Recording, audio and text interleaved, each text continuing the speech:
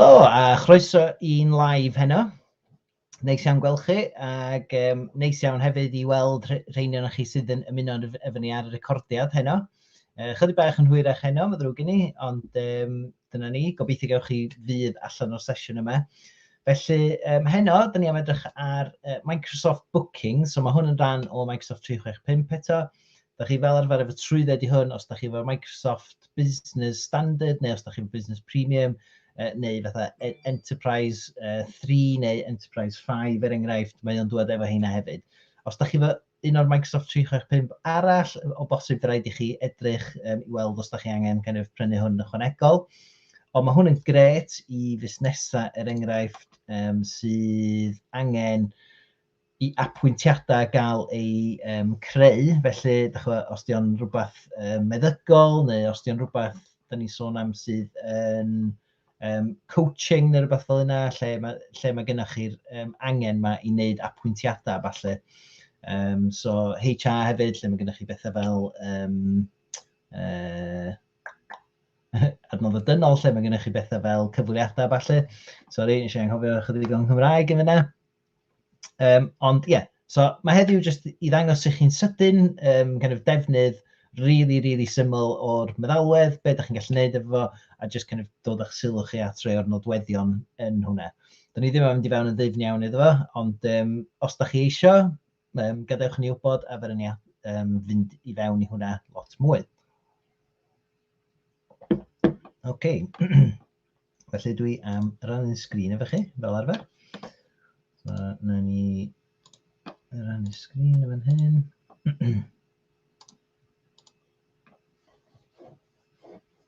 OK, so dyma ni yn yr porth 365, ac yn fyma ar yr ochr chwith, mae gennym ni Microsoft Bookings. So mae Bookings yn edrych fel hyn, so mae'r gwyrdd fel hynna. So na i glicio ar Bookings i fynd i fewn iddo fo, neitha agor mewn tab arall i fi, yn fan hyn. So da ni wedi bod i fewn i hwn yn barod unwaith, felly mae o'n agor i fyny fi syth i ffwrdd, ac just un beth cyflym i nodi i ddechrau fo ydy dwi yn yr fersiwn newydd o Bookings yma, so mae hwn wedi cael ei ddiweddaru, a mae yna fersiwn newydd ohono fo da chi'n gallu trio fo allan ar hyn o bryd, ond mae well gen i fynd trwy'r pethau newydd, oherwydd os da chi'n cael yn arfer un hen, fe rhaid i chi symud yn y pen draw i hwn beth bynnag. So, sut mae Bookings yn gweithio i ddechrau fo? So, da chi'n gweld yn fyma, mae gennym fi calendar syml, ac i ddweud y gwir, be di hwn ydy, mae'r staff yma wedi dod o mae'r staff yma wedi dod o bobl sydd wedi cael ei gosod i fyny ar hyn o bryd yn system Microsoft 365 fi. Felly, newch chi weld yn fan hyn bod o efo'r 3 defnyddiwr yma, dwi wedi tynnu 2 defnyddiwr allan o'r rhestr hefyd, da chi'n gallu ffiltro falle, so os ni'n gallu tynnu un arall o heina allan, so fi jyst yn gallu gweld yr pobl dwi wedi diddordeb yn nhw, a be di'r bookings maen nhw efo ar hyn o bryd. OK, so lle mae pethau'n cychwyn? OK, wel, da ni'n cychwyn yn yr gosodiadau yn fan hyn. So, da ni efo settings yn fan hynna. So, dwi am glicio ar y gosodiadau. Hwn di'r ffordd hawsa rili i fynd trwy'r holl beth. So, da ni'n cychwyn off, da ni efo staff ni. OK, so, da ni efo staff yn fan hynna. A fel o'n i'n dweud, dwi efo staff yma sydd wedi dod trwad o fy system 365 fi. Dwi ddim wedi gorfod ychwanegu hein yn fan hyn, maen nhw jyst wedi cael eu ychwanegu yn barod lle.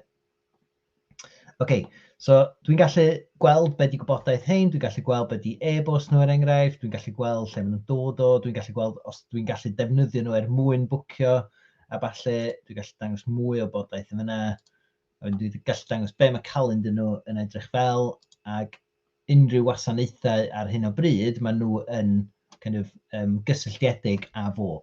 Pa wasanaeth mae'r person yma yn gallu ei gynnig. OK, so digon hawdd yn fyna, dwi'n gallu bwcio o fan hyn hefyd. Dwi'n gallu bwcio yn y cefndir, dwi'n gallu bwcio apwyntiad yn syth efo'r person yna. Felly os dwi'n clicio ar hwnna,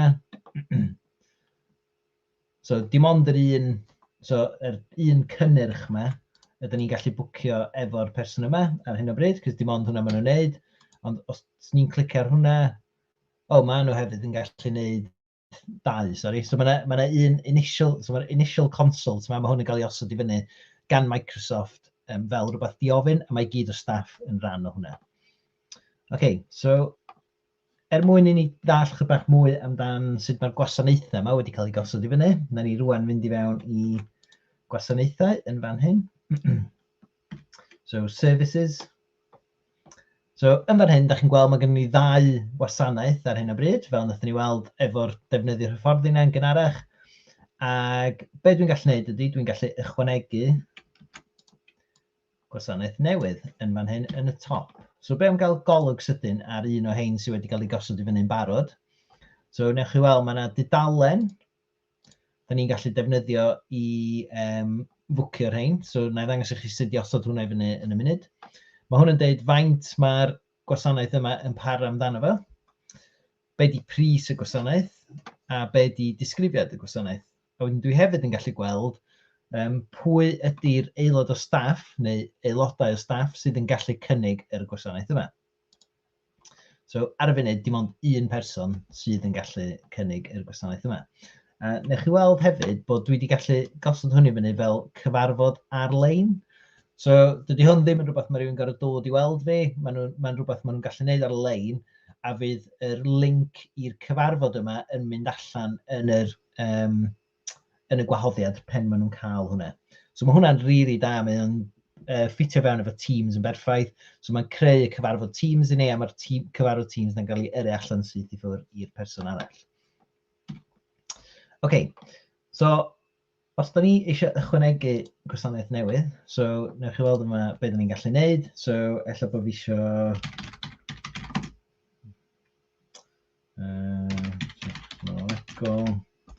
So, just mynd trwy chydig o bethau efo rhywun. Dwi'n gallu deud wedyn lle fysa fo, so dwi'n gallu deud fel... Cydydd yr enghraifft. So, hwnna weld yn pigo'r un Saesneg i fyny fyna, dyna ni. So, dwi hefyd yn gallu, fel o'n i'n deud, newid o wedyn, neu ychwanegu cyfarfod ar-lein efo hwnna. So, dwi am roed hwn fynd am 4 awr, 30 munud.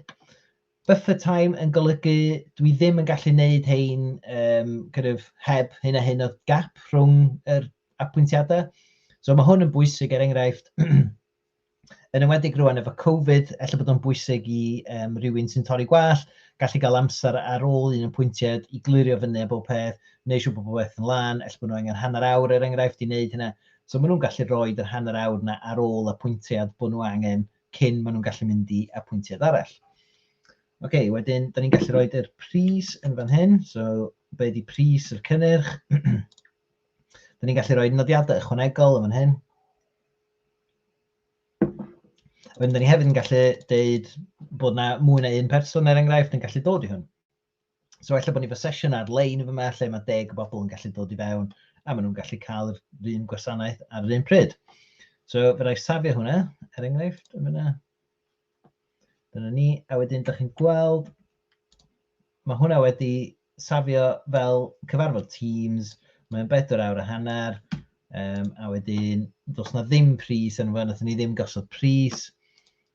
Ond mae hwn yn dangos ni wedyn bod na ddim staff yn o'r funud, so nathon ni ddim rhoi dim staff, so jyst i dangos hwnna i chi. So, os da ni'n rhoi staff yn fan hyn, da ni'n gallu dewis yr enghraifft yr ddau yma. A wedyn, da ni wedyn yn gallu hefyd deud, os da ni angen gwybodaeth specific gan bobl, enghraifft.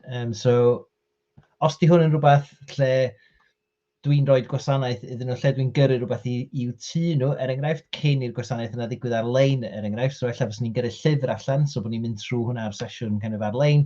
Fos ni'n gallu deud bod hwn yn angenreidiol, oherwydd dwi angen cyfeiriad yr person yna i yrru'r llyfr yna iddyn nhw, enghraifft.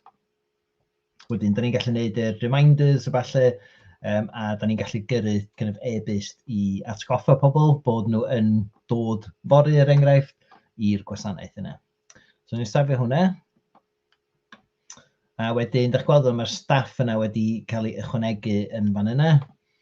Rwy'n yn y cefndir, fel nes i ddeud, dwi yn gallu bwcio hein ar ran bobl eraill. So, os dwi'n gweithio yn y lle yma, fyswn ni'n gallu bwcio hwnna, ac fyswn ni'n gallu ychwanegu cwsmer. So fyswn ni'n ychwanegu cwsmer yma yna, a fyswn ni'n deud hein ydy'r staff ydw i eisiau i weithio ar y sesiwn yna. OK, so just mynd wedyn i fewn i'r booking page.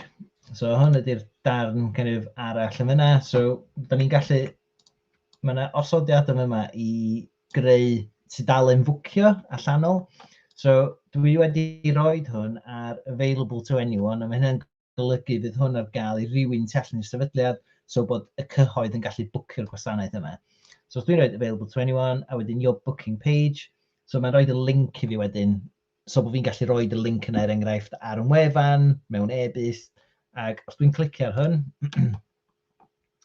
gewch chi weld bod y 3 gwasanaeth rwan, os gynnu fi ar gael ar gyfer cael ei bwcio yn fan yna.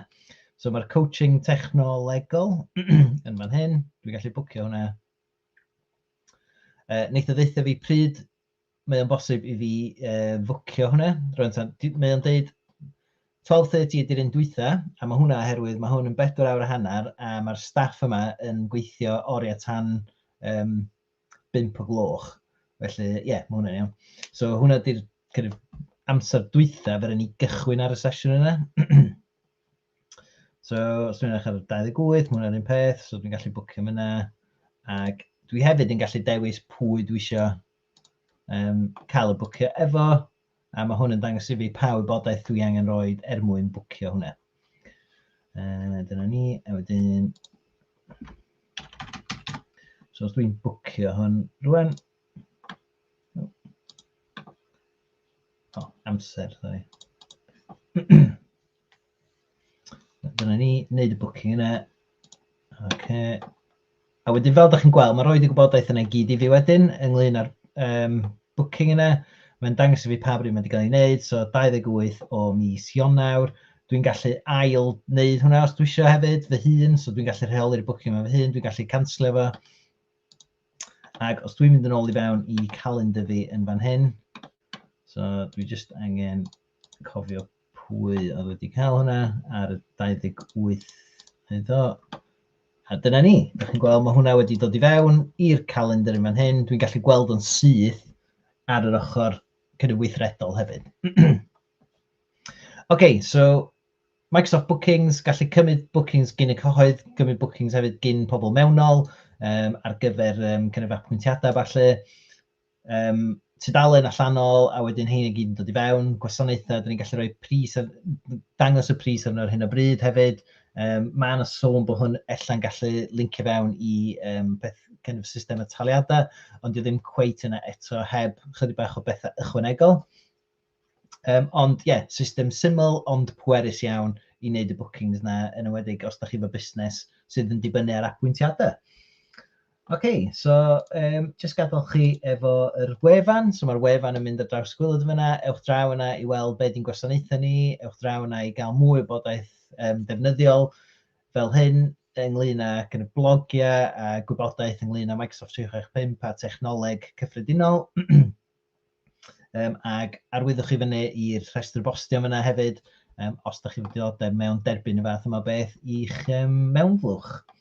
Ac jyst yn olaf, yr grŵp Facebook hefyd, so mae'r grŵp Facebook yn ffordd i ni ymgysylltu, trafod technoleg, trafod yr pethau da sy'n digwydd yn technoleg, trafod pethau mae pobl eraill wedi bod yn neud, trafod pethau sy'n gallu bod o fydd i chi er enghraifft.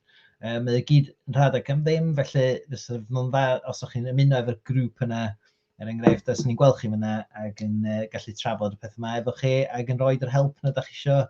Os da chi'n teimlo, ddyswch chi'n cael bydd o ddysgu mwy ar sut mae'r fath yma dechnoleg yn gallu buddsoddi chi a'ch busnes. OK, diolch yn fawr iawn i chi am fod yma heno, a nawn ni weld chi eto fory. OK, hwyl.